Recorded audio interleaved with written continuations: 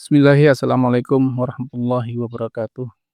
Alhamdulillah, alhamdulillahirabbil alamin wassalatu wassalamu ala asrofil anbiya wal mursalin wa ala alihi wa ashabihi ajmain. Ya ayyuhalladzina amanu taqullaha haqqa tuqatih wa la tamutunna illa wa antum muslimun.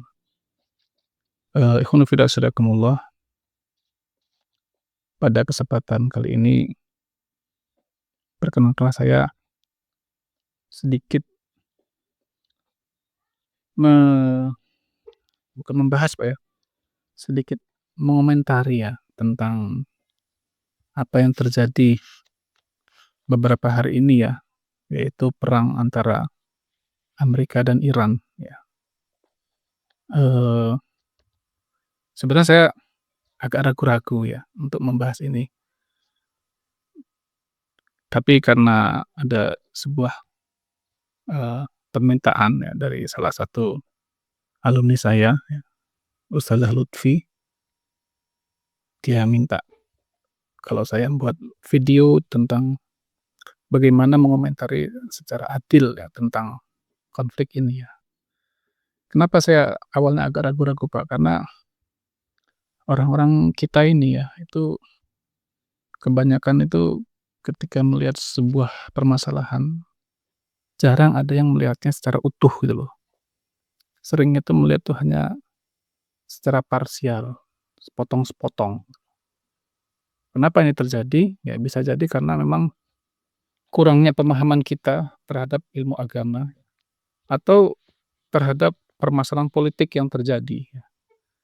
Kita nanti kalau misalnya bela Iran, dituduh Syiah gitu. Kalau bela Amerika, dituduh Wahabi. Jadi kan repot gitu, serba salah gitu. Tapi coba kita, eee, bahas pelan-pelan, Pak, ya.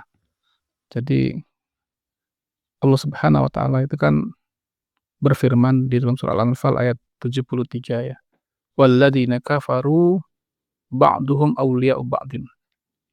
Orang-orang kafir itu aslinya, kata Allah, satu sama lain itu mereka saling tolong-menolong, ya.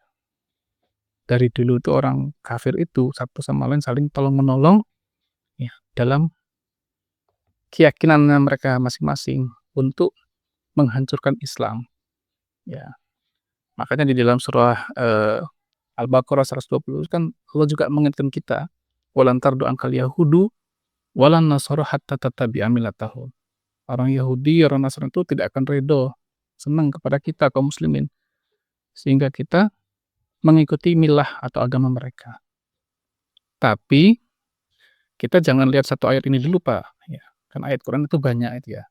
Nanti di ayat lain, di surah Al-Hasyr ayat 14, Allah juga berfirman, "Tahsabuhum jami'an wa qulubuhum syatta." Kamu sangka mereka orang kafir itu bersatu padu ya, tapi hakikatnya hati mereka itu tercerai-berai. Nah, jadi kita ngelihat ayat ini secara secara utuh, Pak, banyak ayat-ayat Quran itu. Ya, ayat Quran yang mengatakan tentang orang kafir saling bersatu juga ada. Tapi nanti ayat yang menjelaskan mereka tercerai-berai, mereka sebenarnya saling membenci satu sama lain itu juga banyak gitu loh. Ya, kita lihat aja Perang Dunia 1, 2 itu kan, itu antara negara-negara yang kafir. Kemudian ada beberapa negara yang akhirnya terjebak di situ, seperti, Khilafah Utsmaniyah yang terjebak mendukung salah satu negara, ya kan. Nah, kemudian selanjutnya yang juga perlu kita pahami, Allah berfirman di surah Al-Maidah ayat 32, ya, "Annahu man qatala nafsan binafsin aw fasadin fil ardi faka'annama qatalan nasa jami'a wa man ahyaha faka'annama ahyan nasa jami'a." Sesungguhnya barang siapa yang membunuh ya sebuah jiwa ya atau membuat kerusakan di muka bumi ini, maka seakan-akan dia membunuh seluruh manusia. Ya, dan barang siapa menghidupkan satu orang manusia, seakan-akan dia menghidupkan seluruh manusia. Ayat ini sebenarnya asbabun nuzulnya adalah tentang pembunuhan, eee, Habil kepada Qabil ya, saudaranya. Kedua anak Nabi Adam alaihissalam ini. Walaupun penamaan Habil dan Qabil ini menurut Syekh Al-Hasan Al-Halabi rahimahullah, muridnya Syekh Albani, tidak ada satu hadis sahih pun menurut beliau gitu ya. Tapi ya sudahlah kita pakai nama itu, ya. Jadi perhatikanlah Pak, di sini tidak memakai, kalimat orang-orang yang beriman gitu ya, tapi membunuh manusia. Artinya pembunuhan terhadap manusia ya, itu adalah perkara besar dalam agama kita. Apalagi kalau orang beriman yang dibunuh, itu lebih besar lagi gitu ya. Nah, dalam masalah ini kalau kita ingin mendudukkan dengan, eee, adil ya, dengan insaf, dengan utuh, saya, mmm, banyak sepakat dengan Ustadz Bahtiar Nasir ya, rahimahullah ya, ustadz yang sangat terkenal ya. Beliau kan mengatakan bahwasanya dalam masalah konflik ini ya, itu melihatnya adalah ada dari sisi akidah dan ada dari sisi muamalah ya.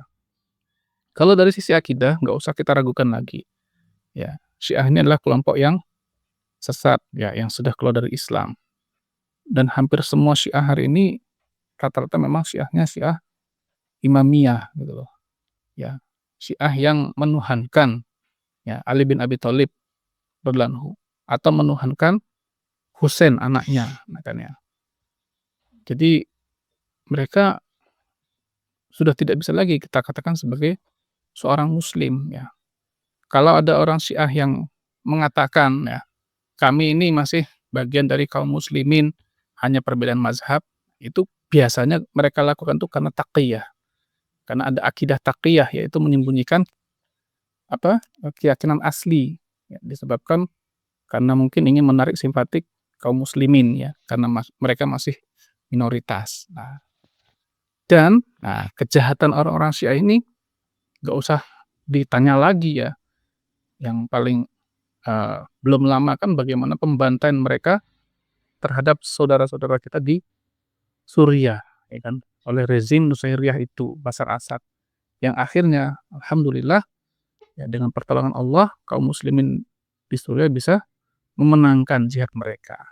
Nah, jadi, kalau masalah akidah ini kita nggak usah perdebatkan lagi, memang orang-orang Syiah itu apa, bukan dari Islam. Saya pernah baca buku Fatwanya Syekh Jibrin rahimahullah, ulama besar Saudi, ketika ditanya, "Apakah Syiah itu Islam?" Syekh Jibrin menjawab, "Lah emang kapan mereka masuk Islam?" Gitu loh. Nabinya beda, ya kan, Tuhannya beda, kiblatnya beda, kitab sucinya beda, itu udah bukan Islam lagi. Jangan samakan, eee, Ahlussunnah wal Jamaah dengan Syiah kayak perbedaan mazhab-mazhab Hambali, Maliki, Syafi'i itu beda, Pak, ya, mereka bukan Islam. Yang kedua, tidak bisa lepas dari permasalahan geopolitik, ya. Jadi, eee, kita ini kan ya, Pak, yang awam masalah politik ini ya, itu ya susah memang membaca peta ya, pergerakan politik-politik di negara-negara dunia ini. Kalau kita nggak belajar beneran tentang ilmu politik ini gitu, ya. Sekitar setahun yang lalu mungkin ya, ketika ribut-ribut masalah, eee, Iran yang mendukung, Palestina ya kan, akhirnya kan ribut, ya, kemudian menuduh Hamas itu adalah bagian daripada Syiah, padahal Hamas Ahlussunnah wal Jamaah, ya. Hamas adalah istilahnya kelompok militan yang selama ini membantu rakyat Palestina, kemudian mendapat sokongan dari Iran, ya kan. Walaupun tadinya Iran juga meminta beberapa syarat gitu. Misalnya mereka minta ya minimal bendera mereka bisa berkibarlah di Masjidil Aqsa, tapi ditolak mentah-mentah oleh Hamas, ya kan. Dan akhirnya memang Iran mendukung Palestina tanpa syarat gitu loh. Logika sederhananya kalau rumah kita Pak ada orang jahat ya, ada orang ngerampok, terus tetangga kita yang Kristen ya kan bantu kita, sedangkan yang muslim lainnya nggak mau bantu lah, masa orang Kristen ini mau kita salahkan juga ya kan? Ini harus dipikirkan dengan jernih gitu loh, dengan akal yang sehat gitu ya. Walaupun saya juga tidak berani mengatakan apakah negara-negara muslim lain nggak dukung Palestina. Saya yakin mereka dukung Palestina ya, negara-negara Timur Tengah, Arab. Cuma kan mereka nggak berani terang-terangan menyatakan dukungan itu, Pak. Dikarenakan kondisi politik juga gitu loh. Dikarenakan memang negara-negara muslim hari ini ya banyak berkiblat ke Amerika gitu, tapi mereka mendukung, Pak. Mereka memberikan bantuan terus itu. Saya nggak setuju dengan kalau orang mengatakan negara-negara Arab nggak bantu Palestina sama sekali, wah itu bohong gitu ya. Jadi jangan seperti itulah kita memandangnya. Ini ada masalah politik yang sangat pelik gitu loh, yang nggak bisa kita kita pahami sejam atau 2 jam saja gitu. Nah kemudian, karena berawal dari dukungan Iran kepada Hamas inilah ya, entah itu dukungan moral, dukungan mungkin persenjataan, yang akhirnya membuat Hamas ini kan tetap kuat gitu loh. Ya akhirnya singkat cerita, Presiden Trump membuat Board of Peace itu. Nah, ini sudah kita singgung dikit di, pembahasan saya di Fiqhul Waqi' Pak ya, gitu. Ya kan, kita harus paham waqi'nya bagaimana ini. Kemudian akhirnya singkat cerita ya, sebenarnya aslinya dulu tuh Iran sama Amerika itu memang sudah bermusuhan, tapi bermusuhannya hanya secara retorika, tuh. Dari dulu Iran sudah mengatakan Amerika tuh big evil, setan besar, ya tapi ndak pernah, melakukan penyerangan ke Amerika gitu loh, ya cuman sindir-sindiran sehingga dianggap musuhan Iran sama Amerika ini hanya kayak kayak sandiwara. Tapi kalau sekarang bukan sandiwara lagi ya, sudah nyata gitu loh. Nah, permusuhan ini yang menyebabkan peperangan itu adalah karena apa? Karena ya tadi, berawal dari penjajahan Israel kepada Palestina. Ya, kejahatannya yang sudah luar biasa, ya kan. Sehingga mungkin ya, walau alam ya, orang-orang pemerintah Iran entah karena simpatik atau apa, memberikan dukungan kepada Palestina. Nah, ini kan tidak boleh kita tutup mata, Pak, bahwasanya memang ya begitulah kondisinya, ya kan. Sedangkan yang lain membantu hanya dengan uang mungkin atau doa, nggak berani terang-terangan. Nah, kalau Iran berani terang-terangan dengan persentasenya, masa kita anggap salah gitu kan ya. Ini harus kita dudukkan dengan baik masalah ini. Masalah akidah Iran itu Syiah itu akidah yang sesat itu harus apa, didudukkan di tempat yang lain lagi gitu loh. Ini ada permasalahan politik yang sangat besar ya. Jadi ketika kita melihat konflik Amerika dan Iran ini, ya sebenarnya kan memang konflik ya permusuhan antara 2 orang-orang kafir, satu kafir Amerika Nasrani dengan kafirnya Iran orang-orang Syiah ya. Ini, kata Syekhul Islam Ibnu Taimiyah rahimahullah, beliau mengatakan dalam kitab beliau, Majmu' Fatawa ya, ketika ada, orang-orang zalim itu saling bertengkar ya, kemudian sebagian memperoleh kekuasaan atas sebagian lain, disitulah letak atas pertolongan Allah bagi orang-orang yang tertindas.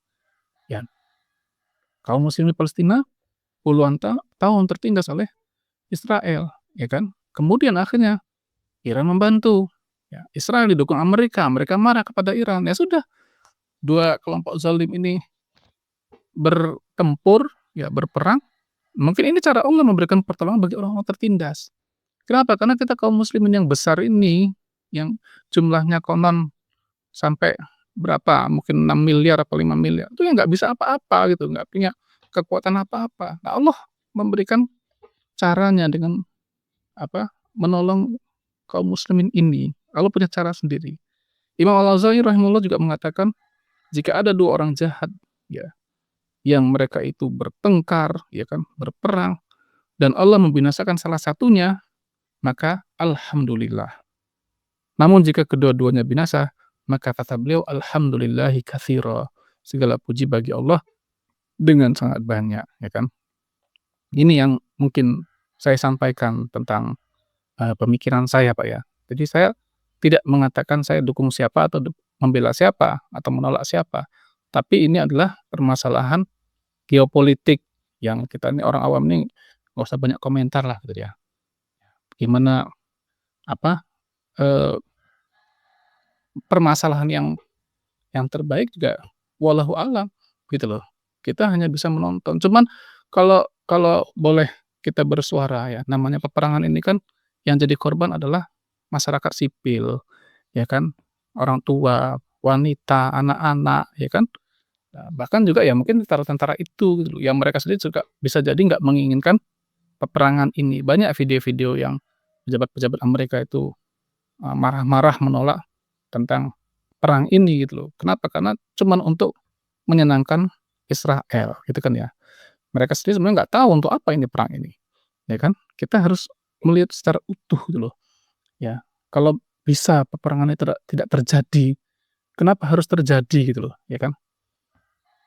Itu pertanyaan besarnya ya kan. Kalau peperangan ini tidak harus terjadi, kenapa harus terjadi? Ini adalah syahwatnya Donald Trump ya, yang begitu besar ya untuk menjajah negara-negara, sebagaimana kebiasaan Amerika dari sejak dahulu ya kan. Amerika selalu mengintervensi negara-negara di dunia ini. Ada Jepang, ada Vietnam, ada Sudan, dan macam-macam itu, ya, karena merasa sebagai penguasa dunia ini, polisi dunia. Ya, mudah-mudahan hasil ini, ada manfaatnya, bisa membuka sedikit cakrawala berpikir kita ya. Marilah kita memandang masalah ini dengan kepala dingin. Jangan sampai Amerika, Iran berperang, akhirnya kita umat Islam ini ikut perang juga gitu loh, sesama kita, saling menjelekkan, saling menjatuhkan, ya kan. Ini sungguh tidak baik rasanya. Walau bisawab, lebih kurangnya saya mohon maaf ya kalau ada kelirunya. Barakallahu fikum. Assalamualaikum warahmatullahi wabarakatuh.